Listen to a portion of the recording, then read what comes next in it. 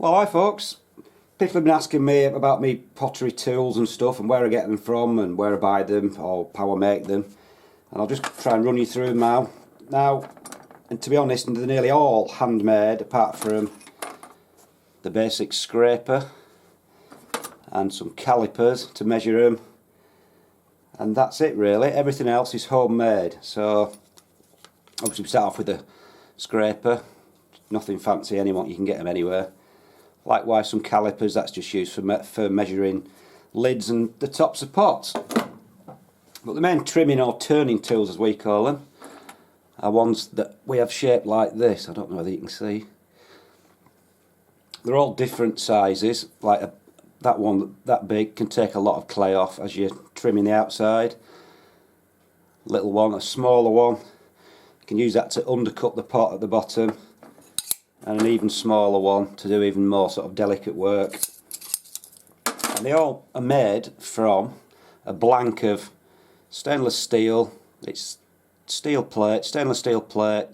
It's probably about 3/4 of an inch to an inch wide and maybe an 1/8 of an inch thick. And what we did, we got a few of these offcuts and we just cut them to a point. And then what you do is you bend it to 90 degrees. So obviously if you want a longer one, you bend it straight from the point there. If you want a shorter one, you can just bend the end round. And then simply just using a grinder or a file to sharpen the edge up so it's razor sharp. And that's a fantastic trimming tool there.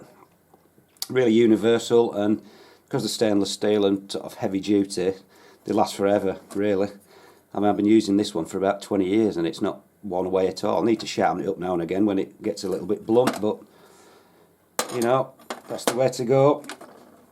And then there are other ones like this which hasn't got a point on the end, and they're for use for putting like little ridges in the pot. So you hold it onto the clay and you hold it on and it makes a little ridge in the pot, and they're all made from another piece of steel like this, bent over, and then you can just file the shape you want off or grind it off to any shape you want. You can make it narrower or wider depending on what sort of groove you want.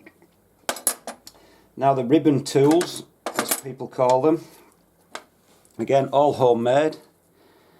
These are all made out of, it's the strapping that comes on pallets and things. It's quite flexible, if you see. Dead thin like metal plate, same again, about 3/4 of an inch. And all you do with these is just get some of this stuff, wrap it round a spherical object or a tube, and then just tape the edge up like that, and there you've got your little ribbon tools, you know, for trimming and stuff, and for putting ridges in as well. And again, the bigger you want them, you just wrap them around a bigger tube. The wider you want one, the smaller you want them, just wrap them around a smaller tube.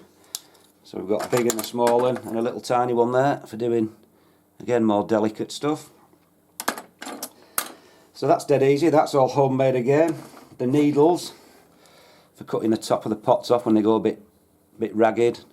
It's just a pin stuck in a little cork that you get in beer barrels, so you can stick it in anything. It's just a needle stuck in. That's actually one that's been bought, but it's exactly the same thing. But again, just a little needle tool, always handy just to cut any uneven clay off. Chattering tool, when you're doing the chattering decoration, you know, where you put it on and it chatters and takes little chunks out, that's made out of the same packing material, the flexible stuff, but again this time just bent flat like that into a triangle, so then it's got a sharp edge that can bounce up and down like that on the pot. So that's a chattering tool. Again, you can make them different sizes. I've seen people making chattering tools out of things like that, just exactly the same as that, with a flat edge. They need to have a flat edge, then it sort of bumps about on the clay.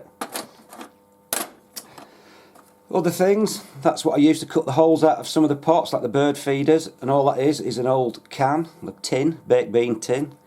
Baked bean can, just cut at an angle with a pair of tin snips or some really good scissors, and then you can drill that into the pot and it takes a perfect hole out. And again, if you want a small hole, use a small can. If you want a big hole, use a big can. But it really works really well. And then finally, we've just got sponges. So just bits of sponge, nothing fancy. It's not a natural sponge, it's just bits of old synthetic sponge. And sponges on sticks of different sizes to dip into your pots to get all the water out. All homemade. It's just on like a, I think it's rattan cane they call this. It's not bamboo, but it's, again, it's just a bit of sponge, elastic band, all homemade again. So that's about it, folks. Oh, apart from that, we've got the little cheese wire or cutting off wire, and all that is just 2 loops and some £20 fishing line.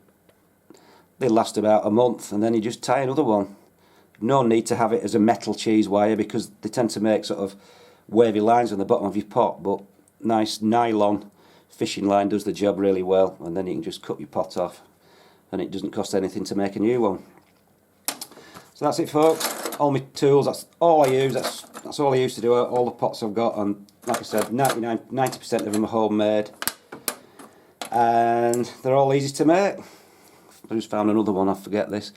That's what I used to do my carving with, which is a piece of hacksaw blade, just cut really sharply and then filed really thin, and that cuts out fantastic designs. And then finally, this is finally some little punches, just there just to punch some holes out for things that you hang on the wall.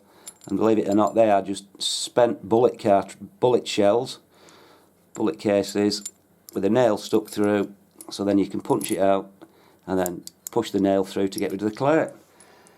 So again, that's it. All my tools, all homemade, and that's it, dead easy. Best ways to make your own, and you can do them to your own specifications. That's it, folks.